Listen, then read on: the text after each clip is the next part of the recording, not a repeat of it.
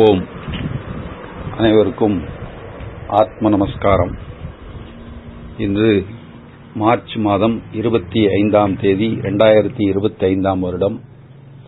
நேரம் 2:17. சூரிய ஓரை. சூரியன் ஆத்மகாரகன். நான் 111 என்கிற எண்ணிலிருந்து ஆரம்பிக்கின்றேன். 111 என்பது 1, 2, 3 என்றால் 3 குருவினை குறிக்கிறது. சூரியகளை சந்திரகளை சுழுமுனை என்று கூட வைத்துக் கொள்ளலாம். 3 இணைந்ததுதான் குரு நிலை என்று கூட கருதலாம். இவ்வாறு நாம் கருதுவோமாக. 10வது எண் என்பது 1 முழுமை குறிக்கிறது. 0 என்பது முழுமையை குறிப்பதால் இந்த 10வது பாகத்தை கோயில்பட்டியிலிருந்து அன்புடன் உங்கள் ஜெகதீசன் சிதாகாச கீதை தொடர்கிறேன். இதை உங்கள் முன் அன்புடன் வாசிப்பதை இன்பமாக கேட்டு உணர வேண்டுமாய் வேண்டி விரும்பி கேட்டுக்கொண்டு தொடர்கிறேன். புருவ நடுவிலுள்ள சுழுமுனை வழியாக பிராணன் பிரம்மர் அந்தரத்தினுள் ஏறுகிறது.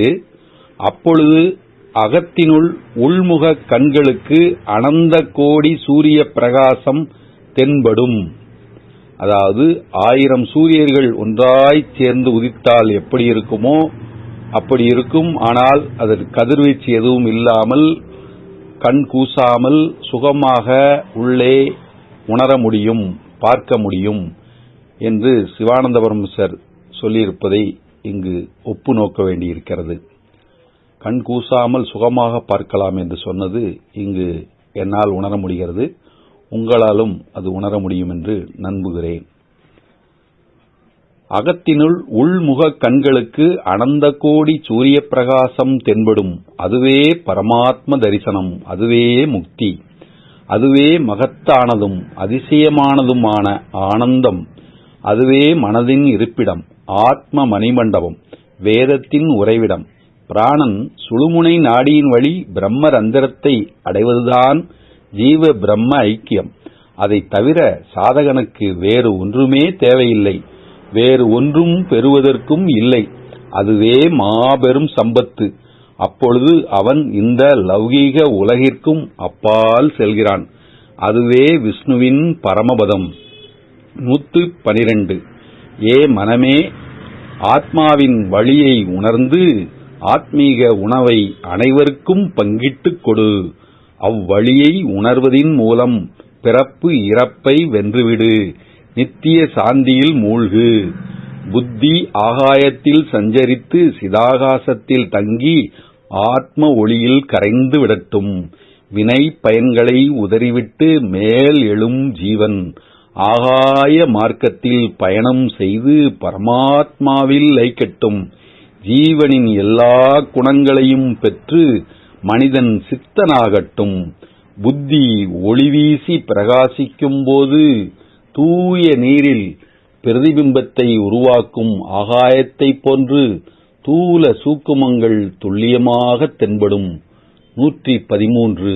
எதிர்காலம் இன்பகரமானதல்ல. சுகம் வருவது இன்றுதான், நாளையோ அதற்கு மறுநாளோ அல்ல. காலம் என்பது 9 மணி 10 மணி என்பதல்ல, இப்பொழுது என்பதே அது. பகுத்தறியும் ஆற்றலால் சித்தியாகும் அகண்ட வேலையே காலம் எனப்படும். பகுத்தறியும் ஆற்றலால் சித்தியாகும் அகண்ட வேலையே காலம் எனப்படும். ஆத்மாவிற்குள் அகண்ட ஜபம் செய்து கொண்டிருக்கும் 1 மணி நேரம்தான் உண்மையான 1 மணி நேரம். வாழ்வின் குறிக்கோளை மறந்து செலவழிக்கும் காலம் ஒரு பிச்சைக்காரன் அலைந்து திரிந்து வீணாக்கும் காலத்தை போன்றதே. 114.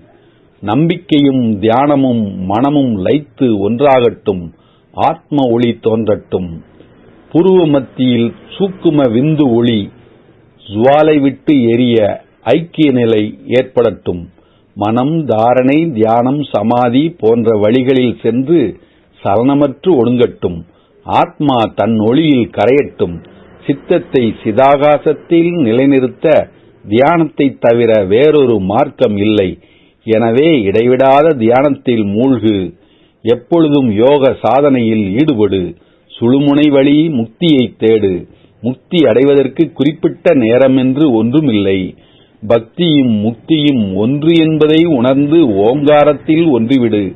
இதுவே நித்திய சமாதி, பூரண சமாதி, சிவானந்த சமாதி, மனோலய சமாதி, நித்யானந்த சமாதி, நிர்விகர்ப்ப சமாதி. 115. ஏ மனமே, இது வேண்டும் அது வேண்டும் என்னும் ஆசைகளை ஒழித்து ஆத்ம பிரபுவாகிவிடு. ஆத்மானந்தத்தில் மூழ்கி அகத்தே விளையாடு. ஆத்மாவின் பிரதிபலிப்பே பிரம்மாண்டம் என்பதை உணர். புத்தியின் மூலம் மனம் சத்தியத்தில் லைக்கட்டும்.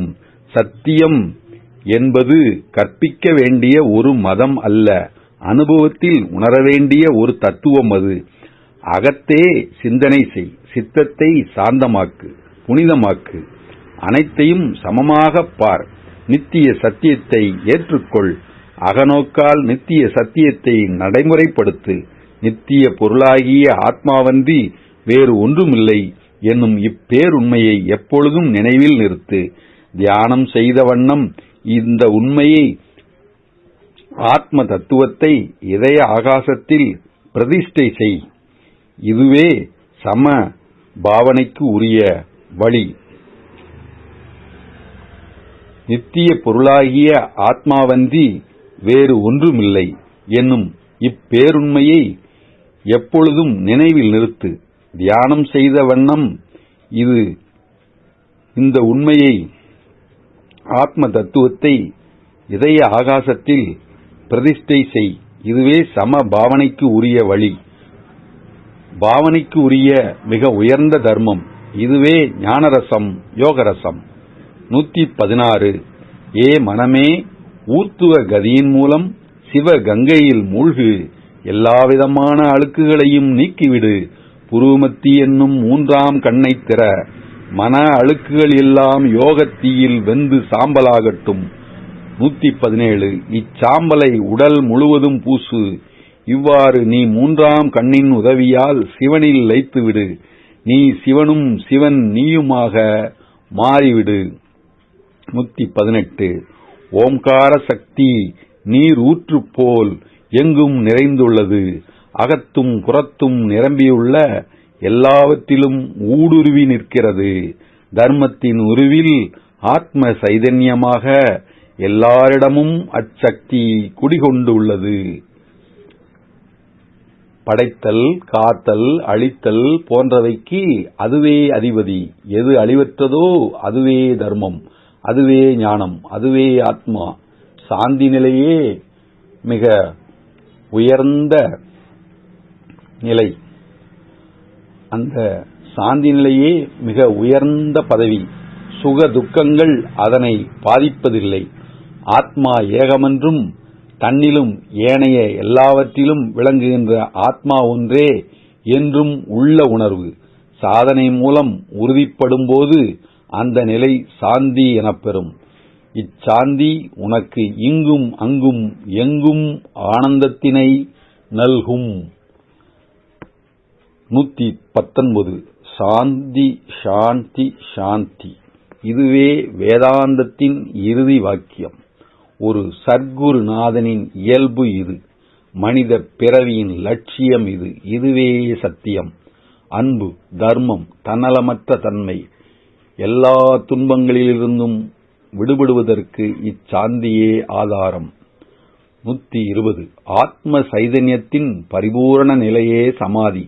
அதுவே ஜீவ பிரம்ம ஐக்கியம். இடைவிடாத ராஜயோக சாதனையின் பயனாக மனம் புனிதமடைந்த நிலை அது. கடிகாரத்தின் உள்ளே இருக்கும் கம்பிச்சுருளை ஸ்பிரிங் சாவியின் மூலம் முறுக்குவது போல் சிலர் கையால் மூக்கை பிடித்துக்கொண்டு மேல்நோக்கிய வண்ணம் மூச்சை தடுத்து நிறுத்துகிறார்கள். இதனை எல்லாம் சர்க்கஸ் வித்தை என்றோ திரைப்பட காட்சி என்றோ அழைக்கலாமே தவிர சமாதி என்றோ ஆத்ம சாதனை என்றோ அழைக்கக்கூடாது. தீவிர நம்பிக்கையும் தியானமும் மனமும் லைத்து ஒன்றாகிவிடின் அதுவே சமாதி. சூக்கும ஒளியை புருவ மத்தியில் பெருக்குவதன் மூலம் இந்த ஐக்கியத்தை உறுதிப்படுத்து, இந்த ஐக்கியத்தை திடப்படுத்து. தாரணை, தியானம் என்பவற்றின் மூலம் சமாதியை நிலைநாட்டு. ஆத்மா தன் சுய ஒளியில் திளைக்கட்டும். சித்தத்தை சிதாகாசத்தில் உள்ள பரமாத்ம சைதன்யத்தில் நிலைநிறுத்த தியானத்தை தவிர வேறு வழியே இல்லை. தியானம் நிலைத்தால் அதுவே சமாதி. எனவே இடைவிடாத தியானத்தில் மூழ்கு. சுழுமுனை வழி முக்தியை தேடு. நிர்விகல்ப சமாதியில் புகுவதற்கு குறிப்பிட்ட வேலை என எதுவுமில்லை.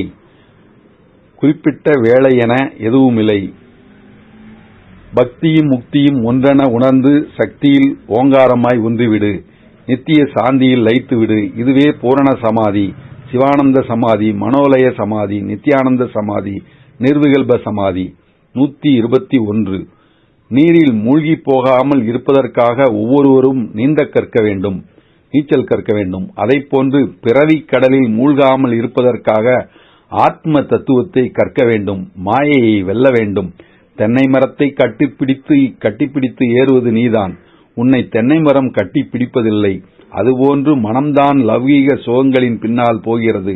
உன்னை பிடிப்பதற்கு மாயைக்கு கையும் காலும் உண்டா? மனதை கட்டுப்படுத்திவிட்டால் பின் மாயை இல்லை. எனவே அதற்கான யோக சாதனையை பழகு. அவனவனுடைய அறியாமையிலிருந்துதான் எல்லாவிதமான வேற்றுமைகளும் தோன்றுகின்றன. தான் யார் என்ற தன்னை பற்றிய உணர்வு இன்மையே இதற்கு காரணம். இதை உணர்ந்தால் பின் மாயையை பற்றிய பயம் ஏது? எனவே நீ முதலில் மனதை கட்டுப்படுத்து, ஆத்ம விசாரணை செய். பின் உன்னை பொறுத்தவரை மாயையோ உறவோ துக்கமோ எதுவும் இல்லை. ஒருவன் தீயவன் ஆவதற்கும் நல்லவன் ஆவதற்கும் அவனே காரணம். நன்மைக்கும் தீமைக்கும் அடிப்படை காரணம் மனமே. மனம் தூய்மை பெற்றால் அதுவே சொர்க்கம், களங்கம் அடைந்தால் அதுவே நரகம். மனம் இல்லையேல் இல்லறமில்லை, மோட்சமில்லை. எதையும் நிறைவேற்றவும் இயலாது. புத்தி, யுக்தி, விசாரம் போன்றவை எல்லாருக்கும் பொதுவானவை. ஆனால் அவற்றை நேரான வழியில் செலுத்துவதற்கு தேவையான மனோசக்தியை பெற வேண்டும். யோக சாதனைதான் அதற்கு ஏற்ற வழி. 122. பிரம்மத்தை பற்றி சிந்தனை செய், வேறு எதனையும் சிந்திக்காதே. மனம் இத்துறையில் ஒருமுகமாகிவிட்டால் அதுவே மாபெரும் பேறு. இம்மனமே நித்திய சித்தம், நித்திய ஆத்மா. இந்நித்திய சித்தமே பரமானந்தம், சிதாகாசம். களங்கமற்ற மனமே நித்திய சித்து. இதுவே சக்தி, பக்தி, முக்தி. இதுவே தத்துவமசி எனும் பரமகுருவின் நித்திய மந்திரம். இதுவே முனிவர்களால் புகழப்பட்ட ஓம். 123. நித்யானந்த பூரணமாகிய மனமே ஆத்மா. நித்யானந்தத்தில் மூழ்கிய மனமே எல்லாவற்றுக்கும் கருப்பொருள், சூக்கும பொருள். நித்யானந்த பூரணமாகிய மனம் நிர்குணம் உடையது, நிர்மலமானது, எங்கும் தர்மமாக விளங்குவது. அதுவே பிரம்மா. எல்லாவற்றுக்கும் சாட்சியாக விளங்குவதும் அதுவே. அகத்தேயும் புறத்தேயும் ஊடுருவி ஏகமாக விளங்கும் நித்திய ஆத்மாவும் அதுவே. அதுவே ஞான விஞ்ஞானம். அதுவே காரிய காரணம். ஜகத்குரு, ஜகத்ஜோதி, ஜகத்பிதா, ஜகத்மாதா ஆகிய அனைத்தும் அதுவே. சோகம் என முனிவர்களால் போற்றப்படும் ஏக சக்தியும் அதுவே. ஓம் ஓம் ஓம். ஓம் தத் சத். சிதாகாச கீதை தமிழில் சந்திரிகா ஜனார்த்தனன் அவர்கள் குற்றாலம் ஐந்தருவி சங்கராசிரமத்திலிருந்து வெளியிடப்பட்டது.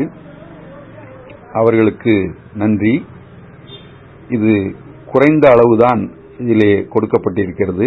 வேறு விரிவான சிதாகாசை கீதை புத்தகங்களும் கிடைக்கின்றன. இது திருநெல்வேலி ஹிலால் பிரஸ் அச்சடிக்கப்பட்டிருக்கிறது. திருநெல்வேலி 627-006 என்ற முகவரி. அதனால் இந்த நூல் நிறைவான மன அமைதியையும் தந்துவிட்டது, அந்த சாந்தியும் நல்குகிறது என்பதால் அனைவரும் உணர வேண்டியே இதை சுருக்கமாக முன்பு நகல் ஜெராக்ஸ் எடுத்து கொடுத்திருந்தேன். இப்பொழுது அதை ஆடியோ பதிவாகவும் செய்திருக்கிறேன். அதிலே இருக்கிற பேரானந்தம் அனைவரும் பெற வேண்டியே இது யூடியூப் பதிவாக போடப்பட்டது. இந்த 10ஆம் பாகம் நிறைவு பெற்றது. அனைவருக்கும் ஆத்ம நமஸ்காரம். ஓம் ஓம்.